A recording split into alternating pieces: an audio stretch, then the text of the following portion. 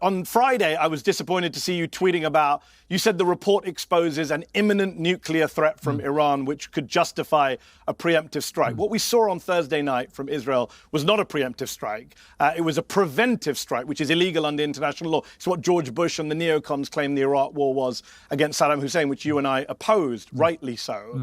And that IAEA report does not expose an imminent nuclear threat. They have enough highly enriched uranium to build up to 9 bombs, I believe. They have 400 kilograms of that is an imminent threat if it's in the wrong hands, right? We can agree on that. No, it's not. But why not? No, because unfortunately, having a civil nuclear program is totally fine. Having enriched uranium is fine. The issue is if you weaponize it and have a weapons program. And Tulsi Gabbard, no friend of radical Islam, Donald Trump's director of national intelligence, said in March that the U.S. intelligence community's consensus view is that Iran is not building a nuclear weapon, does not have a nuclear weapon, has not authorized a nuclear weapons program. The IAEA peers in that report, you must have seen the line in their summary, said there are no credible indications of an ongoing, undeclared, structured nuclear program. Even the IAEA says there's no nuclear weapons program. Their boss, the IAEA chief peers, said last week, you cannot attack nuclear facilities in Iran. So, no, it's not an imminent threat. And under international law, peers, this is the key point. If a weapon is a year away, you cannot say we're under imminent threat. That does not give you a right to self-defense.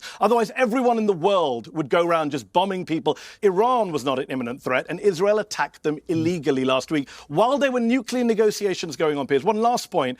If Israel cared about stopping a nuclear weapon, you would go back into a nuclear deal that prevents Iran from a weapon. I came on your show last year, Piers. How many times did I hear people telling me bullshit about Trump being anti-war? He went to Michigan and said, I won't get involved in a war in the Middle East. And here we are now, several hundred people dead in Israel and Iran, completely preventable conflict, done with Trump's blessing. And as I say, if you're worried about highly enriched uranium, blame Trump, right? He tore up the nuclear deal in 2018, Piers. In 2018, Iran was enriching uranium at what percentage? 3.67%. And the IAEA said, yep, we verify it. We have no complaints. We verify that Iran is in accordance with this deal. And Trump tore it up. And today, 60% highly enriched uranium, 400 kilograms.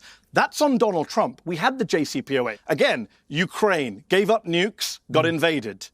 Saddam Hussein gave up nukes, got invaded and executed. Gaddafi gave up chemical weapons, got invaded, raped and killed. Again, if you're the Iranians, are you not looking at this thinking, this means we need nukes? I would rather not give them an incentive to go get nuclear weapons. I'm anti-nuclear weapons for anyone.